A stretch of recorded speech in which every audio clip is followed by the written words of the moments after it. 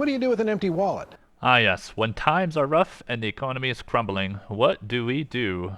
What if it filled with the cash you needed to buy something you really wanted? Well, good thing I now have a budget version of this build. Hey guys, ZZ here. In the last couple videos, you guys have been talking about a cheaper alternative to the Queen of the Forest Decompose Pathfinder, while, still keeping true to its speed. So let's dive right into it. So here we are in the PoB. In the top right, we have our loadouts drop down. We'll be selecting budget for this. And just to go over, it is kind of similar to the high-end bossing and high-end build. There isn't really much that's changing. But anyways, so Trench Timber, it's just a +3 to all minion skills. You could go +2 if you really wanted to, if you wanted to save up on a few exalts. But +3 is much better, just because of the extra levels you get on Grim Feast. As for your shield, it's going to be a armor and evasion rating based shield. You want to get this number as high as you can. You don't necessarily care about the block chance, but if you wanted to, you could get a 45% block with max block prefix, I believe is what it is. And also, try to get a high evasion rating or armor rating number. However, the more block and evasion armor that you get on this shield, the more expensive it's going to be. If you are missing any resistances, feel free to look for them on this shield as well. As for your helmet, you'll be going with a +2 minion skills with as much energy shield as you can get. A +2 isn't really necessary budget-wise. It does help your damage a little bit, but it's not that needed. So if you find that it's too expensive, that's a good way to cut down costs for sure. Your body armor is going to be your classic Queen of the Forest. You want to get one that has the most evasion rating possible for you, because anything that is corrupted below 500 evasion rating for 1 increased movement speed is going to be way too expensive for you. I think you're looking at a 450 is probably at like 20-30 divines. This chest alone at a high evasion rating is about 1 divine. So just go with that. As for your gloves, you're going to be looking at an evasion rating energy shield gloves, just as to offset the fact that we're not using Moxolotl anymore in our weapon sets. This gives us evasion rating and energy shield, and the reason why we're also using these is because without them, your energy shield actually goes down below 2,000, which is kind of scary. You can get away with it, but I definitely suggest using these over like a pure evasion rating glove type like this one. Getting an extra 16, 17 movement speed isn't really worth it compared to the energy shield. Your boots is just going to be your corpse blade. Is going to be a level 18. You don't have to get this lightning resistance implicit, but whatever resistance that you're missing, do get one with a resistance implicit from corruption, because they are really cheap, and it does cover a big portion of your resistances. For your amulet, the more spirit you can get on the amulet, the better.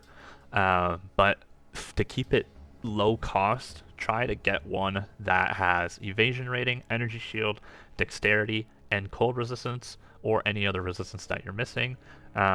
If you look at the stat rolls here, this is kind of the bare minimum of what you need in terms of stats, like dexterity, and you want to try to get as much energy shield and evasion rating as possible. If you do find one with extra spirit roll, that is good as well. And if you find one with minion levels, like +2, +1, that is also great as well. For your rings, this is sort of important. It is kind of hard to find breach rings with chaos damage at this time, so what I've replaced it with, specifically for this budget build as well, is the increased rarity of items found. If you can find a dual roll of increased rarity of items found with the dexterity, elemental resistance, and evasion rating, this is also great because it will cover the loss of rarity that you would have had from using Moxolotl's Machination. So try to look for those. Otherwise, just, go with the rolls here that you see here. For your belt, it's an interesting one. I've been trying to find a belt that would fit nicely into this build, and, I'm looking at potential rare belts.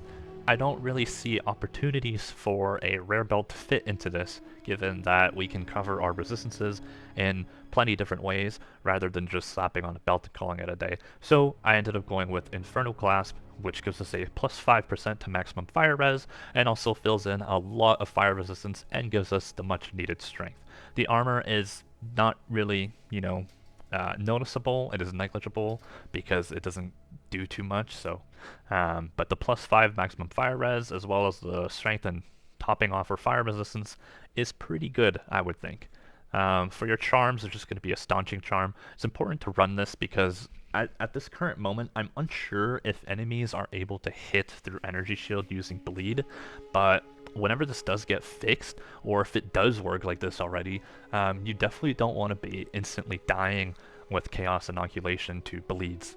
That would really suck, right? So that's why I run this. However, if you want to, you could run Experimenter Silver Charm, just so that, you're not slowed down at all. It's not really important either to get the stun charm, because given our evasion rating and how fast we're killing things and moving around, you're never really going to get stunned for longer than one hit, and it's going to be very, very minute. Like, it's not even going to be noticeable that you were stunned or even hit. You'll get the hit, your Wind Dancer pops off, everyone is blinded around you, and all of a sudden you're ramping back up and things are dying again. So it really doesn't matter.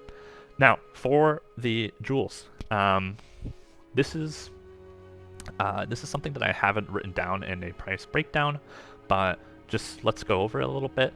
You want to look for ones with evasion rating and anything having to do with poison or damaging ailments. So like damaging ailments deal damage faster, poison duration, poison magnitude, and I think there might be something to do with like shock magnitude. I don't know if that's on emeralds or sapphires or what, but just go with these. The reason why we're using evasion rating is because without them, your evasion rating will start falling really low to levels that, again, where if you were to get hit, you'll be falling below the 95% chance evasion threshold, which is not what we want, right? And then for our unique jewels, we're actually using the From Nothing Diamond for Oasis, specifically to grab these nodes here, which greatly increases our damage as well as our survivability. I believe this is on the main node. Yes, it is. It is on the main. It is not on set 1. It is on our main passive set. So you want to grab Careful Consideration on your main passive set, these 3 on set 1, and then these 4 on set 2. This is basically for your single target damage whenever you're swapping to your minions to do damage. And yes, this From Nothing Diamond Oasis, I went with it because it's about 1 divine cost for a big boost in survivability and damage. So why not? You can go without it, but again, it's definitely worth the cost. But I do understand if it's getting a little bit too much already with all of these items and such. So again, your emeralds, just evasion rating and whatever else you really need. You can go with the corruption. That's one thing I didn't mention. You can go with corruption on your emeralds as well, just to have or fill out your resistances that you are potentially missing. So I have some with lightning resistance, fire, and cold. I got 2 fire, 1 cold, and 1 lightning, and then I have 1 with strength. So this is ultimately up to you and how your build kind of builds out. And then for our Time Loss Diamond, I actually went with this as well because it is also cheap, and it fills out resistances as well as makes it so that our Eye of Winter is actually proccing Wither stacks. Because without it, we would need to get pure chaos, and that's just more nodes for no reason. And this just kind of fills that void there. A note while we're here: if you don't want to use Charge Infusion, you can get rid of Resonance and this Intelligence node here and put it elsewhere, but I'm not exactly too sure where you would put it. If you do find a spot, go crazy with it. If you don't, just stick with Resonance, and then, you'll have a Charge Infusion swap whenever. Yeah. So back to our items. This is pretty much done. Looking at our skills now, we have our Plague Bearer with Chaos Mastery, Astral Projection, and our Decompose with Deadly Poison, Extraction, Comorbidity, Concentrated Effect. Wind Dancer with Blind and Maim. You don't need to get a level 21, just stick with 19 for this. Grim Feast, level 20, you can have it at level 19 as well. Eye of Winter, the minimal level, which is 13, with a Withering Touch, Unleash, Pierce, and Persistence. Despair with Heightened Curse at minimum level, Cursed Ground and Inspiration. And then our Skeletal Brute, I have this at level 21, but you can bring it down to level 19. This should be your priority. If you're looking at upgrading this build, your priority should be getting your Skeletal Brute to level 21. And how you do that is just getting min-level Skeletal Brute jewels, putting one socket on each of them, and then putting them at 20 quality, and then corrupting them. Eventually you'll get a +1 3-socket Skeletal Brute, to which then you can grab a level 20 uncut skill gem, and then just upgrade it that way. It'll give you a level 21. For your sacrifice, min-level, cast on minion death, 19, sorry, I said min-level, I meant level 19. Cast on minion death, level 19 with magnified effect, overcharge, contagion, ball lightning, and lightning warp. I went with this setup because contagion, ball lightning, and lightning warp all work together, and this helps with mapping, and it also stops you from doing swaps for bossing. So you know we're killing two things with one stone here. And then obviously chaos ball ratio, whatever, they're just you know, part of your item sets. Now a note on chaos bolt, why is that there? If we go look at weapon set 2, I'm actually using a withered wand with this, which has a max chaos damage roll, not needed again. Over 100% is good, with a +5 to level of all chaos spell skills. Now, why am I using this over Trench Timber? Even if Trench Timber was fixed and we were able to, you know, walk around and freely pop our minions, this withered wand is actually more damage, believe it or not. So it being more damage and it working without Trench Timber, you know, giving us headaches, why not? It's only a 2-mod wand. You don't need any other modifiers on this wand for it to be best. I don't know if gain added damage as X does anything for this, but, you know, it is something to kind of test out and kind of look into if you really wanted to, but I don't really see the point. These are your two things, and for your Stoic Scepter, I am using the one from my high-end build, but you can definitely change this and tweak this down. It doesn't need to be 168 spirit with +5 and 50% ink max life. You can definitely go lower than +5 or lower than 50% ink max life. It'll just affect your damage a bit, and this is going to be the breadth of your budget is basically just going to be this scepter.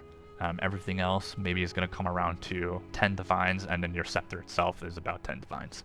So if you're ever curious about the price breakdown, I actually looked and grabbed some trade links for you guys, and you can tweak these, as I said, to your own will. Like you know, if you don't want certain things, or if it's a little bit too expensive for you, you can take off some modifiers from the trade site filters, and you know, change them to whatever suits you best. But if you look in the notes, we have the whole price breakdown here, and you know, it's just something to kind of look over, you know, plug and play the links, buy the items, and just kind of get to building the budget version. The tree, I don't necessarily want to go over it because it's basically the same as the high end, just a little bit different. So do kind of look it over yourself, and also look over the Annoint as well. I've also changed this to Mindful Awareness. You can pick something else, but Mindful Awareness does really help bringing your energy shield up. So anyways, that's all. Really quickly, I wanted to kind of go over this. During mapping, I found that turning off Grim Feast in set 2 and turning on Plague Bearer in set 2 is actually better because it provides a smoother mapping experience, because when you're swapping between set 1 and set 2 to proc your Castle Minion Death, as well as your Decompose on your own minions, if you don't have Plague Bearer on set 2, you actually stop building it up. However, if it's on set 2, it'll keep building up either way, right? So if you ever get stuck in a pickle where you're for some reason swapped over to your set 2 and you're not building up Plague Bear, this will potentially save you in certain situations. I promise this is my last note. I stopped using the plumed focus on an offhand second weapon set for bosses because the siphoning wand or just wand with chaos damage and +5 to all chaos spell skills is actually more damage than the focus. You do kind of trade off energy shield, but you'll find out if you start doing tier 4 Arbiter that this is actually needed. I'll have a video on tier 4 Arbiter hopefully by the end of this week, and just as kind of like a showcase, show that I've done it and show that this build can actually accomplish that as well. And then my next boss to look at would probably be tier 4 Olroth from Expedition, and then basically this build is kind of done at that point, unless I find other tech or other tricks that I'll be sharing to you guys, or until GGG updates their game. So anyways. Now I know I talked a lot in this video and it was a lot to kind of take in. All the information is on the PoB. If you just want to go look at that, it's in the description down below. I'll have the Mobalytics guide updated eventually, but maybe sometime the end of this week. Lastly, there's one more thing I wanted to show you guys, and it's something that I've been working on, kind of like a little side project, where it's a timeless jewel data gathering and displaying tool. I'm not able to kind of reverse engineer the math for the PRNG that is involved in determining what timeless jewels will contain as their alternative passives yet.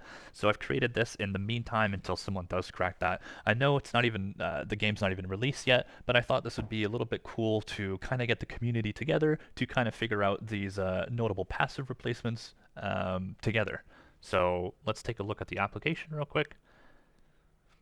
So if you see here, it loads up a bunch of the passive tree first of all, and a bunch of little dots here with, little alternating lights or whatever you want to call it, rainbow ring.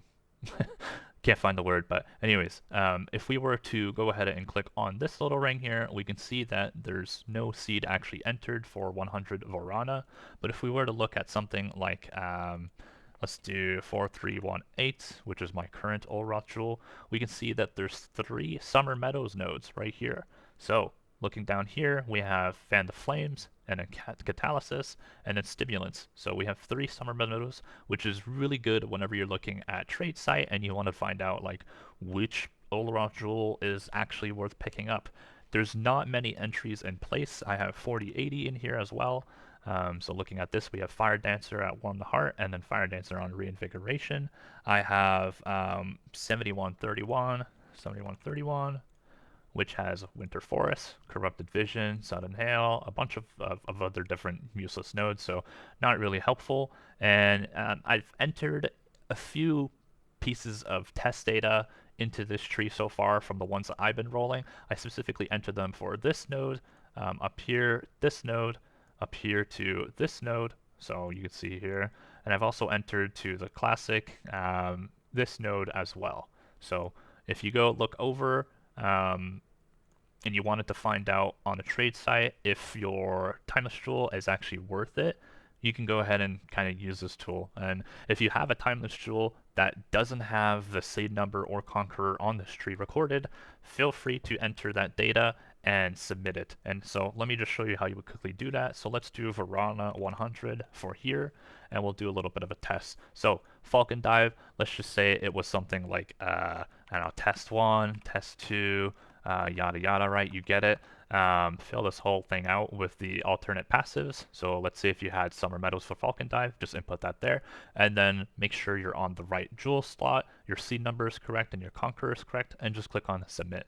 It'll submit the data to a database, and then whenever you come back to it, you can see that it's actually loaded in, and you're able to kind of click and, you know, find the stuff that you potentially would want. That's really about it. I'll be side developing this and improving this if you guys ever run into issues or have some type of feedback, then, you know, I might take it into account and do a little bit of updates. But anyways, I think it would be really cool, again, like I said, that if we can get together and input this data and, you know, help the community out in finding out which timeless jewel is beneficial to them rather than spending 40, 50 divines and crying, right? This might, partially, if we get this filled out, this might inflate prices down the long run, but it might also start normalizing prices to where things will be affordable, and then your absolutely BIS timeless jewels will become more of a lucrative or chase kind of item, right? So anyways, if you stuck around till the end of this video, I hope it wasn't too drawn out and helped provide a little bit of a better look into the budget version of the build and gave you more information to go off of than just staring down data in a spreadsheet. As always, friends, don't be shy to comment any questions you may have down below. If I missed anything, please let me know as well. I'll likely be looking into theory crafting in Path of Exile 1's event Legacy of Phrecia, as they've introduced really cool new ascendancy ideas that are just utterly broken. So if you have any suggestions or things that you want to see for future content and videos, let me know. And as always, take care until next time.